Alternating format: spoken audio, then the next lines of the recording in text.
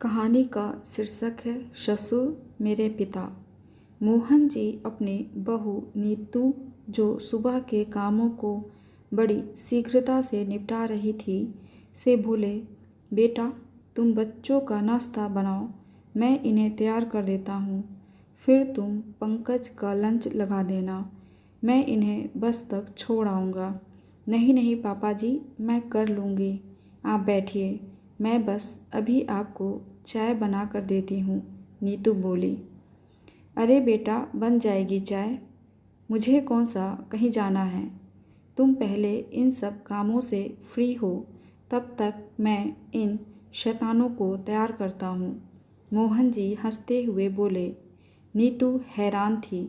जो पापा जी माँ के रहने पर एक गिलास पानी खुद नहीं लेते थे, आज उनके जाने के 15 दिन बाद ही उसकी हर काम में मदद कर रहे हैं।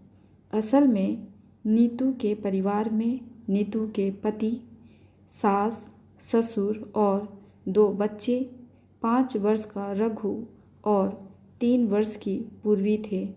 जब से नीतू विवाह करके इस घर में आई है, उसकी सास ने उसे बेटी की तरह रखा, घर के कामों में सहयोग दिया।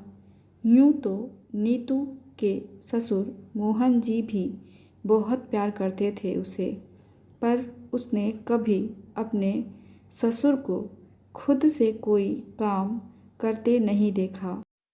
अभी 15 दिन पहले नीतू की सास का अचानक दिल का दौरा पड़ने से देहांत हो गया था।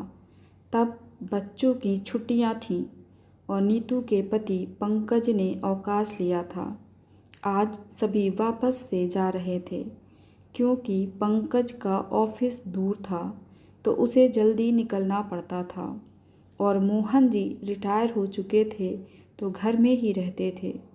लाओ बेटा, बच्चों का दूध दो, मोहन जी बच्चों को तैयार करके बोले। बच्चों का दूध और टिफ़िन देकर नीतू पंकज का खाना पैक करने लगी। साथ ही साथ उसका नाश्ता भी तैयार कर रही थी और एक गैस पर चाय चढ़ा दी उसने। लो पंकज, तुम्हारा नाश्ता। पापा जी, आपकी चाय। आप नाश्ता तो अभी देर से करेंगे, नीतू बोली। दे ही दो बेटा, तुम्हारा भी काम निपटे, वरना दोबारा बनाना पड़ेगा, मोहन जी बोले। मोहन जी रोज़ नीतू की ऐसे ही मदद करने लगे। नीतू को कभी कभी बुरा भी लगता और वो मना करती, पर वो प्यार से उसे कहते, कोई बात नहीं बेटा, थोड़ी हेल्प हो जाती है तुम्हारी। सुनो, आप पापा जी से बात करो ना, कोई बात है जो उन्हें परेशान कर रही है, एक रात नीतू पंकज से बोली। क्यों, कुछ हुआ है क्या? पापा ने कुछ कहा तुम्हें? पंकज बोला। नहीं, पर जो इंसान एक गिलास पानी भी नहीं लेता था खुद से, वो मेरे साथ इतने काम कराए, कुछ तो गड़बड़ है, नीतू बोली। अरे, तुम्हें कोई परेशानी हो तो तुम खुद पूछ लो ना, पंकज बात टालता हुआ बोला।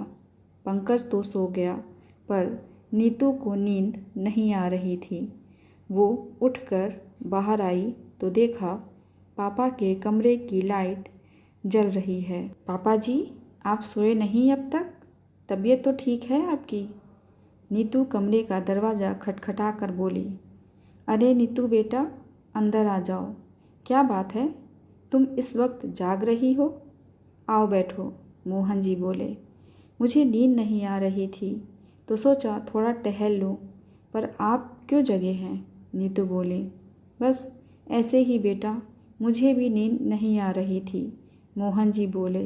पापा, आपसे एक बात पूछनी थी, नीतू हिचकते हुए बोली। हाँ बेटा बोलो, संकोच क्यों कर रही हो? मोहन जी बोले। पापा जी, मुझसे कोई गलती हुई है? क्या आप मुझसे नाराज़ हैं या मेरी कोई बात बुरी लगी है आपको? नीतू बोली। नहीं तो बेटा, पर क्यों पूछ रही हो तुम ऐसा? मोहन जी हैरानी से बोले।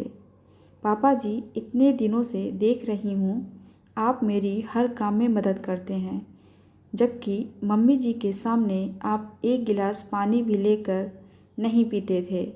नीतू सिर नीचे कर बोली। हंसते हुए मोहन जी बोले, तो तुम्हें लगा मैं तुमसे नाराज़ हूँ? देखो बेटा, जब तक तुम्हारी सास थी वो तुम्हारी मदद करती थी, अब वो नहीं हैं तो मुझे दोहरी जिम्मेदारी निभानी है। मेरे लिए जैसे पंकज वैसे तुम। जैसे मैं उसकी सुख सुविधाओं का ध्यान रखता हूँ, तुम्हारा रखना भी मेरा फ़र्ज है। मोहन जी प्यार से बोले। पापा जी। नीतू आंखों में आंसू भर केवल इतना बोली, हाँ बेटा, अब माँ और बाप दोनों की जिम्मेदारी मुझे उठानी है।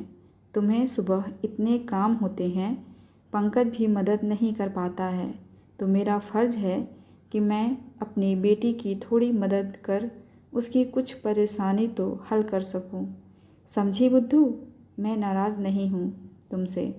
मोहन जी प्यार से नीतू का सिर पर हाथ फेरते हुए बोले। नीतू अपने ससुर के गले लग गई। आज उसे अपने ससुर में अपने मृत पिता नजर आ रहे थे। सच में पिता पिता ही होता है, फिर चाहे ससुर के रूप में क्यों न हो। आज नीतू को फिर से पिता मिल गए थे, असीम स्नेह लिए हुए। कैसी लगी आपको ये कहानी? कमेंट करके ज़रूर बताइएगा। ऐसी ही कहानियाँ सुनने के लिए चैनल को सब्सक्राइब कर लीजिए।